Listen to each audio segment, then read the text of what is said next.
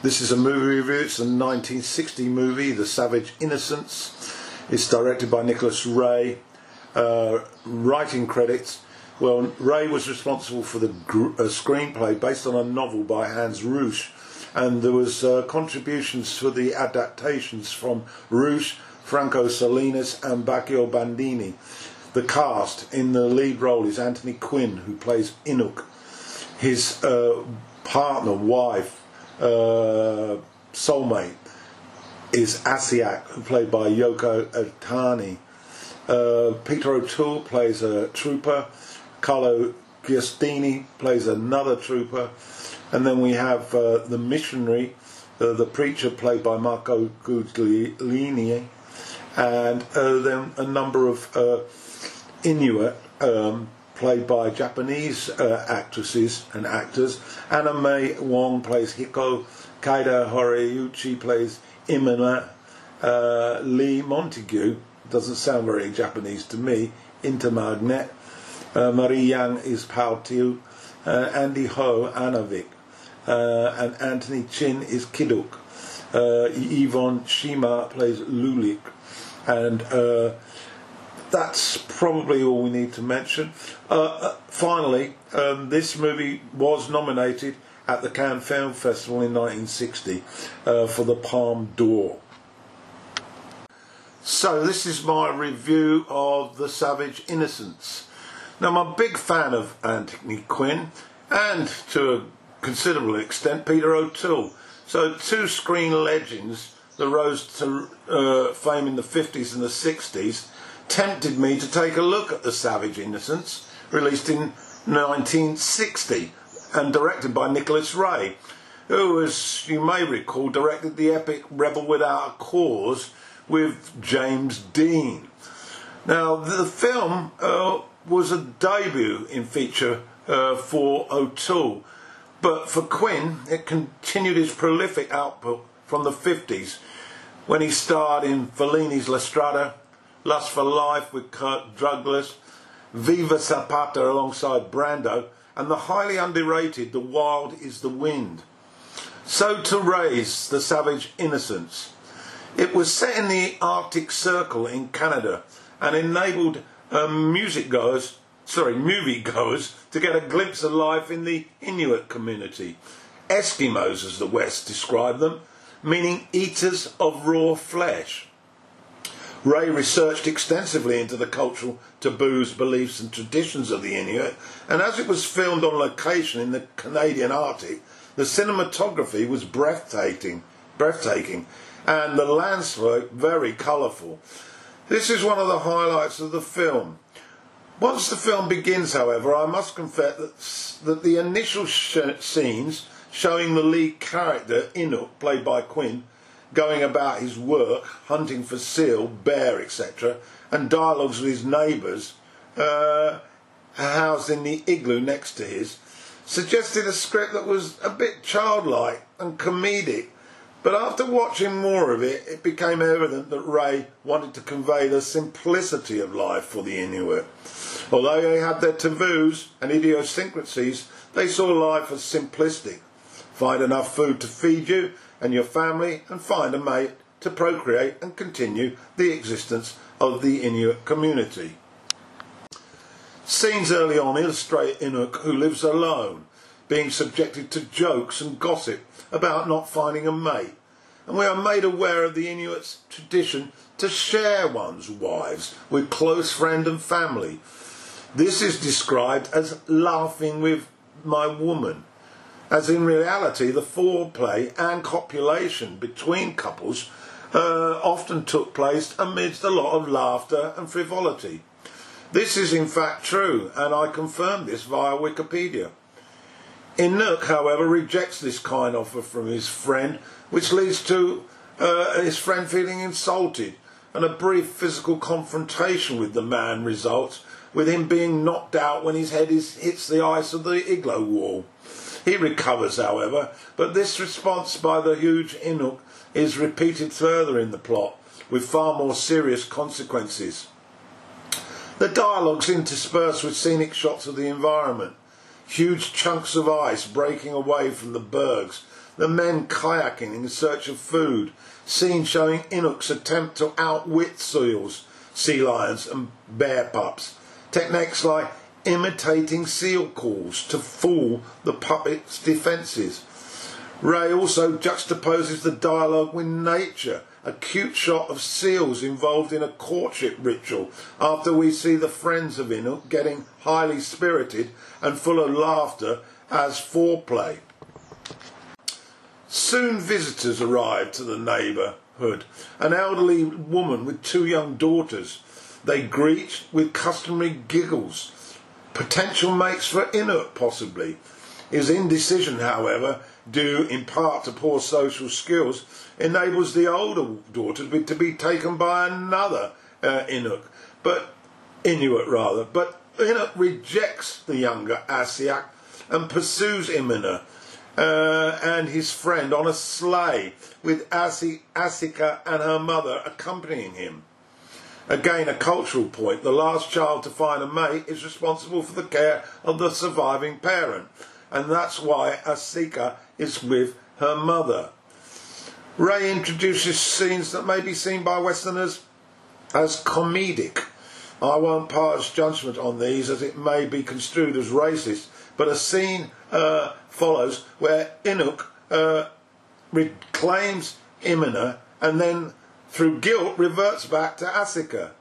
So, Inuk has now found his mate, and the plot is without incident, as they appear to be compatible as a couple. Ray, however, captured a scene earlier on when Asika and Inuk share the igloo. His feet are cold, and Asika places them beneath a jumper next to her warm body as a sign of acceptance of being chosen. However, when she becomes the second choice, she is less reciprocal to Inuk's needs. Another scene that tests Inuk's bravery. A fully grown polar bear is in the way of the sleigh, driven by the dogs.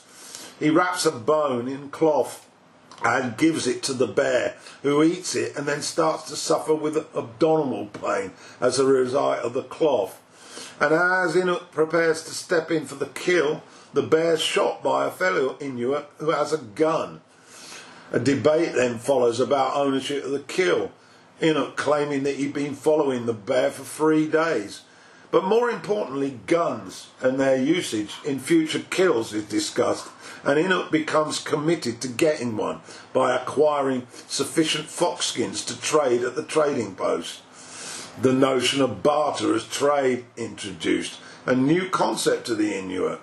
Is this betterment or poison for the Inuit? So here again, we get the clash of local Inuit culture and modern Western methods, as the gun is now a tool that will impact on the Inuit considerably. Inuk's handling of the weapon is carefree, and he needs guidance as to how to handle it. This again could be misconstrued by Western movie critics, and I did read a review that did just that, ridiculing the acting of Quinn. But for me, it illustrated the lack of knowledge that this primitive culture had of such things as guns and their uses. At the trading post, the exchange takes place, but it's insufficient to secure bullets for the gun's use. First signs of how business in the West lacks integrity, I guess. Another lesson for Inuk to learn. Although Inuk gets a taste of alcohol and dance entertainment, which appeases him but causes conflict with Asika. Asika also asks some poignant questions of the owner. Why is he always smiling? Why does he eat out of cans? And why doesn't he have a woman? Insight of the West's impact on Inuit culture and its potential infiltration for sure here. And then Inuk, with family in tow, camps down for the night away from the outpost. Asika senses fear there.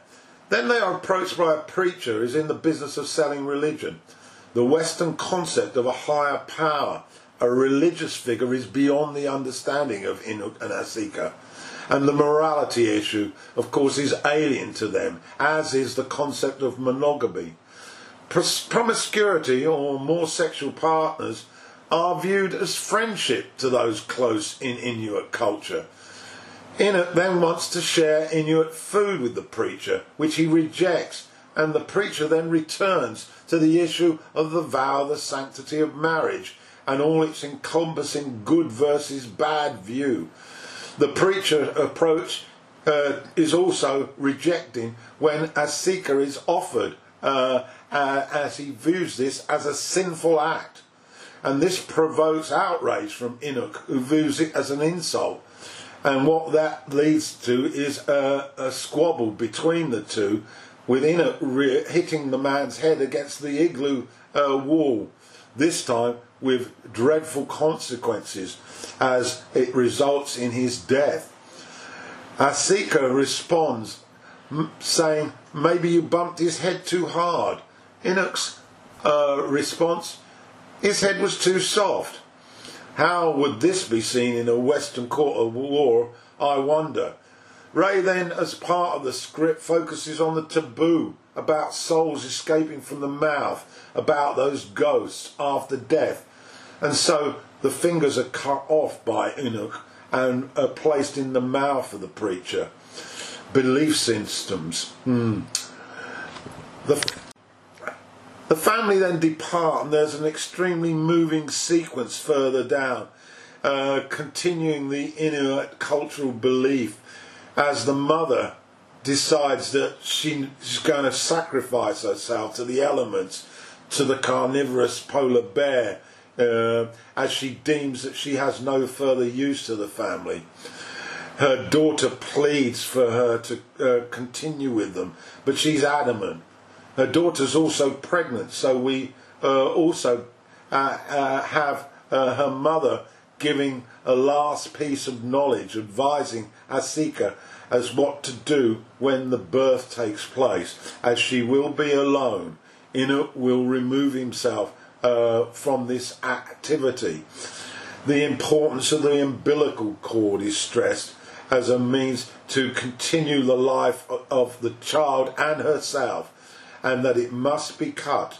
And then she goes on to explain how the tribe will respond to whether the birth is of a boy or a girl. It's a real history lesson, in addition to being a highly charged reality insight into the Inuit culture. It's worth watching to learn about it. And in fact, that is my message about this film. It's a tremendous lesson in history, geography, sociology, and primitive societies. It's worth noting that the mother's final moments should mirror the newly born females in terms of sacrifice. Ray's direction is blatant as the sleigh departs, with the mother seated on the ice and slowly disappearing from view as the sleet falls and a polar bear starts to approach the prey. The implication is the bear's life will continue following the kill, and then Inuk will later kill the bear, and the meat will then provide sustenance to the family. The mother views this as her returning with value to her family. It's an amazing concept of the notion of being worthy. The birth then follows Asika alone. She sends Inuk on an errand, and then Inuk returns to see his son. He's then shocked by the fact that the infant has no teeth.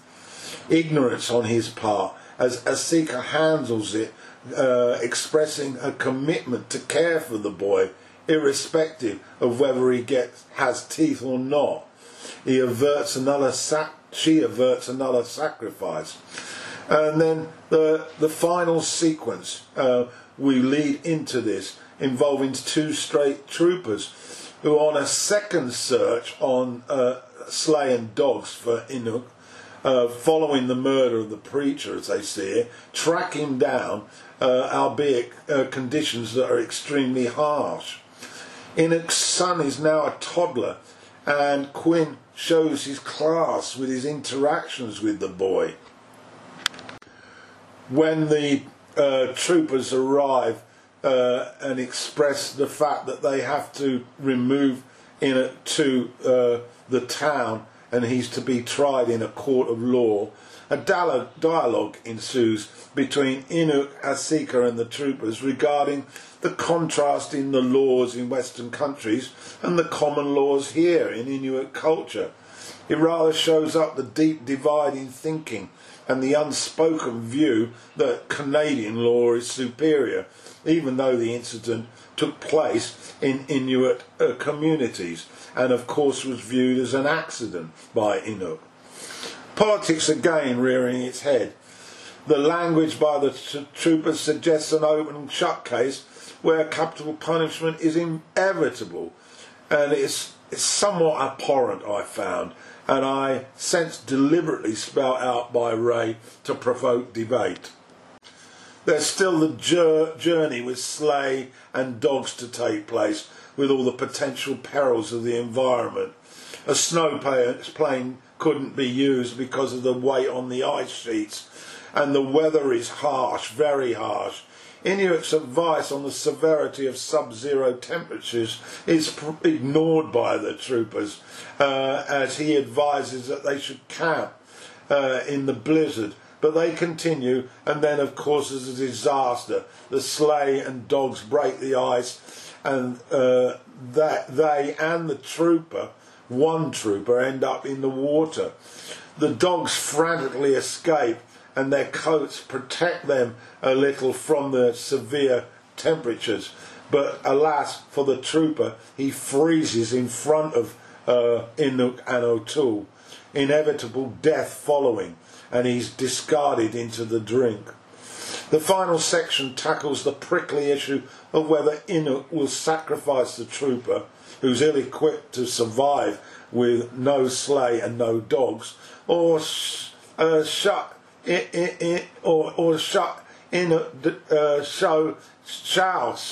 Inuk show his humanity and save the man. You'll need to watch it to find out. O'Toole's performance is limited, it has to be said, but he will have his opportunity 2 years later as Lawrence in Lawrence of Arabia.